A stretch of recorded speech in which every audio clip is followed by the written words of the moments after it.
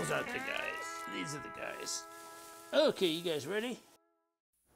Okay, several hours have passed. They're under a commercial fan here, so they dry pretty quick. And now we're going to trim the bottoms. They can't be too soft when you do that, or they can't be too hard. These are just about perfect right now. Okay, now we're going to use the kick wheel here to trim the bottoms. First I wet the wheel head, it helps it stick. Then I use this soft clay around the bottom to kind of hold it in place. Otherwise it'd fly off the wheel. First I trim it with this tool to get the excess clay off and kind of get the shape I want. After I do that, then I use a roller to kind of roll a little foot on it. Use an eraser to kind of define that.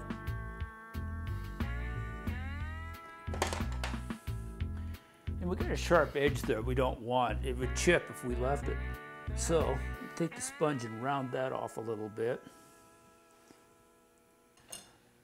So to give it a continuity, we use another eraser that's rounded off and put in some throwing lines. Now at this point, I'll use another tool. It kind of works like a dam for the glaze. It keeps it from running off the pot and onto the kiln shell. Now we'll give it a birth date.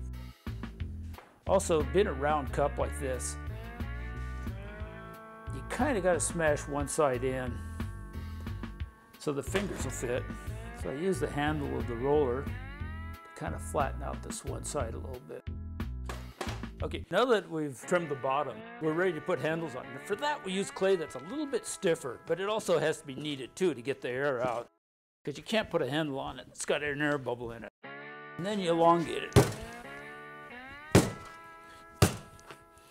Okay, once you've got it elongated, you're ready to pull the handle. Now some people extrude the handles. It's way faster, but I don't think it gives you near as nice a handle, because when you pull them, you can make them thicker and wider at the top, and they just seem to have a nicer flow. Even though it's a lot more work, I think it's worth it. And when I pull these handles, I usually make them longer than I need them, and then I cut out the section I want. Now that we've pulled several of these, I'm going to get these handles ready to put on. From doing these in the past, I know just about how long to make them, about the length of this pin. I'll take them up again and kind of clean them off. It keeps them from being too rough. These handles are now ready to attach to the cups. First we'll get some slip, which is just really soft wet clay. It's kind of like the glue for it. We'll put that on with a little brush here. First we got to mark this. This helps it stick a little bit better. Clay kind of goes into these grooves.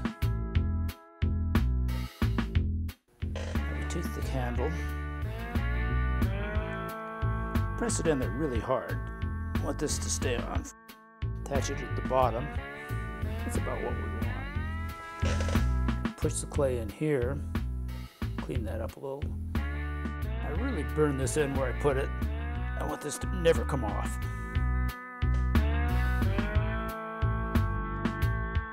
Now we clean this up so it kind of looks like it's all one, that it's part of the cup, not attached to the cup.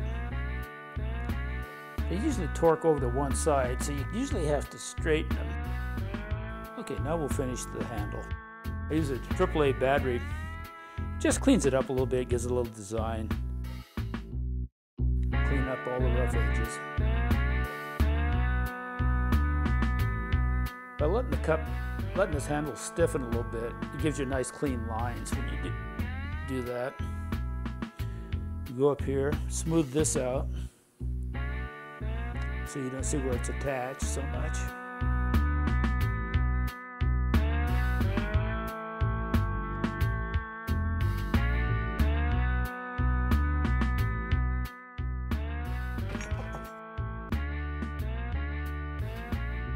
This is a bisque firing here.